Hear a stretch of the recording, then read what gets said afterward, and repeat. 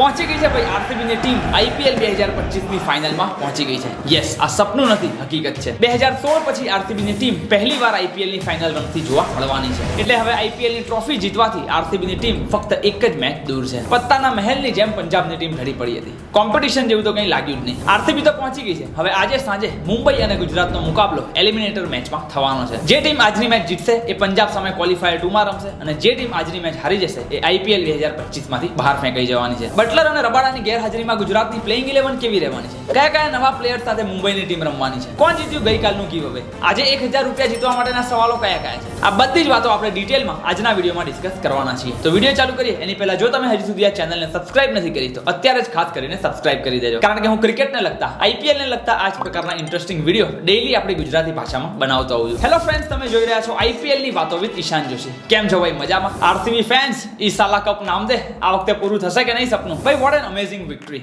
Completely one sided બની ગયેલી મેચમાં આરસીબીની ટીમે પંજાબ કિંગ્સને 8 વિકેટથી હરાવી દીધું હતું. આ જીતની સાથે જ આરસીબીની ટીમ ફાઇનલમાં પહોંચી ગઈ છે, જ્યારે પંજાબ કિંગ્સ હવે ક્વોલિફાયર 2 રમવાની છે. ભાઈ, સૌથી પહેલા તો સુયશ શર્મા આજની મેચના પ્લેયર ઓફ ધ મેચ બન્યા હતા, જે ખરેખર પ્રેડિક્ટ કરવા માટે અઘરા હતા. ધેટ મીન્સ કે ગઈકાલનું ગીવ અવે પણ કોઈ નથી જીતી શક્યું. આજે ગુજરાતની મેચના ગીવ અવેના સવાલો મેં આ વિડીયોના વચ્ચે પૂછેલા છે, તો ભૂલ્યા વગર આ વિડીયોને એન્ડ સુધી ખાસ જોજો.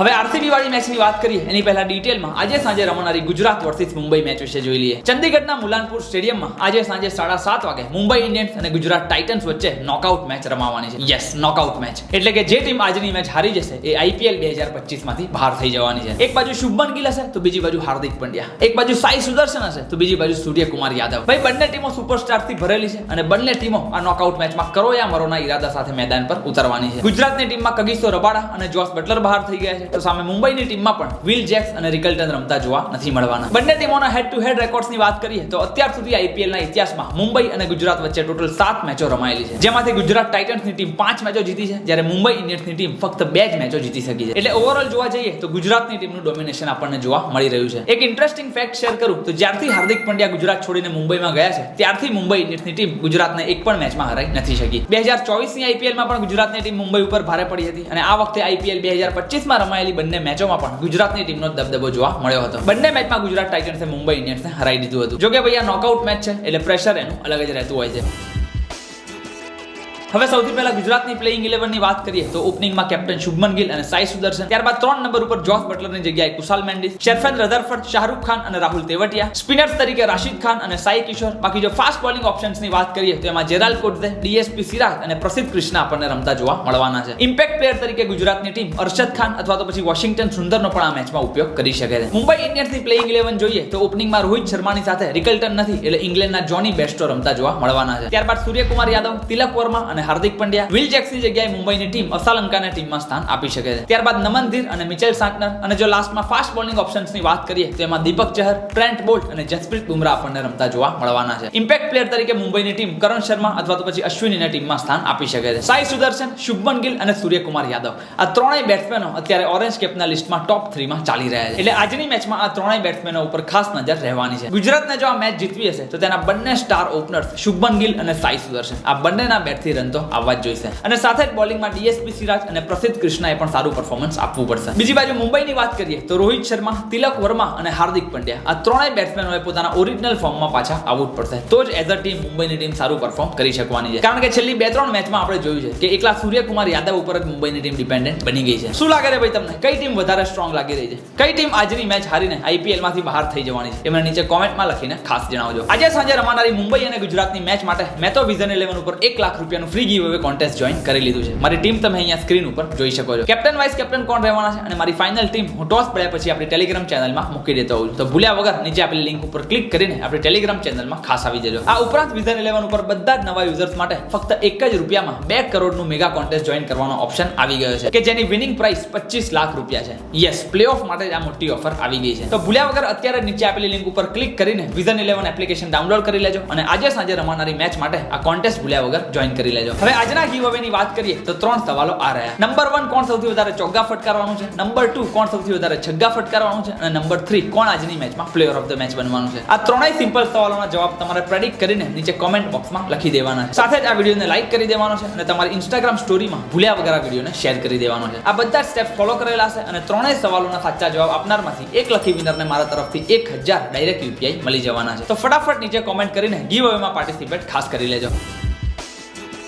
હવે ગઈકાલની મેચની વાત કરીએ તો છેલ્લા 2 દિવસથી લગભગ બધા જ ક્રિકેટ ફેન્સ રાહ જોઈ રહ્યા હતા કે ભાઈ પોઈન્ટ્સ ટેબલની ટોપ 2 ટીમો એકબીજા સામે ટકરાવવાની છે, એટલે ક્વોલિફાયર 1 મેચ જોવાની તો આપણને એકદમ મજા આવી જશે. અને થયું શું? તો અડધો જ કલાકમાં મેચ પતી ગઈ ઇન ધ સેન્સ કે ભાઈ કમ્પ્લીટલી વન સાઇડેડ બની ગઈ. આરસીબીની ટીમે ટોસ જીતીને પહેલા બોલિંગ કરવાનો નિર્ણય કર્યો હતો અને પંજાબની બેટિંગ જોઈને તો એમ લાગ્યું કે ભાઈ આરસીબીની ટીમે ટોસ જીતીને પહેલા બોલિંગ નહીં પણ ફાઇનલમાં જવાનો ડાયરેક્ટ નિર્ણય કર્યો એવું લાગ્યું હતું. ભાઈ શું બેટિંગ હતી આ પંજાબ તરફથી! જે આવે એ બસ મારામારી કરવા માટે જ જતું હતું. ખબર નહીં શું વાતની ઉતાવળ હતી. મોટા ભાગની વિકેટો તમે જોશો તો તમને લાગશે કે ભાઈ આ બોલરે વિકેટ નથી લીધી, પરંતુ બેટ્સમેને ખરાબ શોટ રમીને ગિફ્ટ આપી દીધી છે. જે આવે એ બસ ખાલી વાઇલ્ડ સ્લોગિંગ જ કરતું હતું. શરૂઆતથી જોઈએ તો પહેલા પ્રિયાંશ આર્યા 7 રન કરીને આઉટ થઈ જાય છે. ત્યારબાદ પ્રભસિમરન સિંહ આઈને થોડું અગ્રેસિવ રમવાનો ટ્રાય કરે છે, પરંતુ ભુવનેશ્વર કુમાર આઈને તેમને પણ આઉટ કરી દે છે. બસ પછી તો જાણે આખી લાઈન લાગી હોય એવું જોવા મળ્યું હતું. પહેલા કેપ્ટન શ્રેયસ અય્યર, ત્યારબાદ જોશ ઇંગ્લિશ, નેહાલ વાઢેરા અને શશાંક સિંહ. 60 જ રનના સ્કોર ઉપર પંજાબની 6 વિકેટો પડી ગઈ હતી. જસ્ટ ઇમેજિન, 60 રનમાં 6 વિકેટ એટલે મોટા ભાગની મેચ તો ભાઈ ત્યાં જ પતી ગઈ હતી. માર્કસ સ્ટોઇનિસ 26 રન ફટકારે છે, પરંતુ બીજા એક પણ બેટ્સમેનનો સાથ ન મળતા પંજાબ કિંગ્સની ટીમ છેવટે 101 રનના સ્કોર ઉપર જ ઓલ આઉટ થઈ જાય છે. ખાલી 85 બોલ જ રમીને પંજાબની આખી ટીમ ઓલ આઉટ થઈ જાય છે અને માર્કસ સ્ટોઇનિસ સિવાય પંજાબની ટીમનો એક પણ બેટ્સમેન 20 રનથી ઉપર પણ સ્કોર નથી કરી શકતો. એટલે કમ્પ્લીટલી પંજાબની ટીમનો આપણને કોલાપ્સ જોવા મળ્યો હતો. બોલિંગની વાત કરીએ તો આપણે ગઈકાલના વિડીયોમાં પણ વાત કરી હતી કે જોશ હેઝલવુડના આવવાથી આરસીબીનું બોલિંગ યુનિટ એકદમ અલગ જ પ્રકારનું સ્ટ્રોંગ બની જાય છે અને આજની મેચમાં આપણને એવું જ જોવા મળ્યું હતું. જોશ હેઝલવુડે 3 ઓવરમાં 21 રન આપીને 3 વિકેટો લીધી હતી, જ્યારે સુયાશ શર્માએ પણ 3 ઓવરમાં ફક્ત 17 જ રન આપીને 3 વિકેટો પાડી દીધી હતી. એટલે આ બંને બોલર્સે ભેગા થઈને જ પંજાબને 40 રન પણ ન કરવા દઈને તેમની 6 વિકેટો તો પાડી દીધી હતી. હવે 102 રનનો ટાર્ગેટ હતો એટલે એમાં તો કંઈ ખાસ વિચારવાનું હતું જ નહીં. આરસીબીની ટીમ ફક્ત 2 જ વિકેટો ગુમાઈને 10 જ ઓવરમાં આ ટાર્ગેટને ચેસ કરી નાખે છે. ફિલ સોલ્ટના બેટથી આપણને ફક્ત 27 જ બોલમાં 6 ચોગ્ગા અને 3 છગ્ગા સાથે 57 રન જોવા મળી જાય છે. ઓફકોર્સ વિરાટ કોહલી સસ્તામાં આઉટ થઈ જાય છે, પરંતુ ભાઈ ટાર્ગેટ જ કંઈ એટલો મોટો હતો નહીં કે આમાંથી પંજાબની ટીમ મેચ બનાવી શકે. સુયેશ શર્માને તેમના જોરદાર બોલિંગ પરફોર્મન્સ માટે પ્લેયર ઓફ ધ મેચનો એવોર્ડ આપવામાં આવે છે. બસ તો મતલબ એકદમ ડોમિનેશન સાથે પંજાબની ટીમને હરાઈને આરસીબીની ટીમ આઈપીએલ 2025 ની ફાઇનલમાં પહોંચી ગઈ છે. છેલ્લે 2016 માં આરસીબીની ટીમ ફાઇનલમાં પહોંચી હતી કે જ્યાં ઓફકોર્સ તેમને હૈદરાબાદની ટીમ સામે હારનો સામનો કરવો પડ્યો હતો, પરંતુ આ વખતે આઈપીએલ 2025 માં આરસીબી એક નવા જુસ્સા સાથે અને ઈ સાલા કપ નામદેના ડ્રીમ સાથે ફરી એક વખત ફાઇનલમાં પહોંચી ગઈ છે. અને જે ફોર્મમાં આરસીબીની ટીમ અત્યારે ચાલી રહી છે એ જોઈને તો એમ લાગે છે કે કદાચ ફાઇનલમાં પણ આરસીબીની ટીમ ટ્રોફી ઉઠાઈ લે તો પણ કંઈ નવાઈ નહીં. બેટ્સમેનો તો ફોર્મમાં છે જ, પરંતુ આ વખતે આઈપીએલ 2025 માં આરસીબીની ટીમને તેમના બોલર્સ પણ મેચો જીતાડી રહ્યા છે. 9 અલગ અલગ પ્લેયર્સ અત્યાર સુધી આરસીબી માટે આ વખતે આઈપીએલ 2025 માં પ્લેયર ઓફ ધ મેચનો એવોર્ડ જીતી ચૂક્યા છે. એટલે કોઈ એક કે બે પ્લેયર ઉપર આરસીબીની ટીમ ડિપેન્ડન્ટ નથી રહી. કમ્પ્લીટલી આપણને આઈપીએલ 2025 માં આરસીબીનું ટીમ એફર્ટ જોવા મળી રહ્યું છે. બીજી બાજુ પંજાબની વાત કરીએ તો ઓફકોર્સ આરસીબી સામે તેઓ હારી ગયા છે, પરંતુ હજુ તેઓ આઈપીએલ ની બહાર નથી ફેંકાયા. આજે સાંજે રમાનારી ગુજરાત અને મુંબઈ વચ્ચેની મેચમાં જે ટીમ જીતશે એની સામે પંજાબની ટીમ ક્વોલિફાયર 2 માં ટકરાવવાની છે. એટલે હજુ પણ પંજાબની ટીમ કમબેક કરીને ફાઇનલમાં પહોંચી શકે છે. શું કહેવું છે ભાઈ તમારું? આરસીબી સાથે ફાઇનલમાં કઈ ટીમ જોવા મળવાની છે એ મને નીચે કોમેન્ટમાં લખીને ખાસ જણાવજો. બસ તો that's it for this particular video. જો તમને વિડીયો ગમ્યો હોય તો પ્લીઝ એને લાઈક કરી દેજો અને તમારા દરેક ગુજરાતી મિત્રો સુધી શેર કરી દેજો. બાકી આઈપીએલ ને લગતા આવા જ ઇન્ટરેસ્ટિંગ વિડીયો દરરોજ આપણી ગુજરાતી ભાષામાં જોવા માટે આ YouTube ચેનલને ખાસ સબસ્ક્રાઇબ કરી લેજો. મળીએ છીએ આપણે ફરી એક વખત આવા જ ઇન્ટરેસ્ટિંગ વિડીયો સાથે. ત્યાં સુધી આવજો.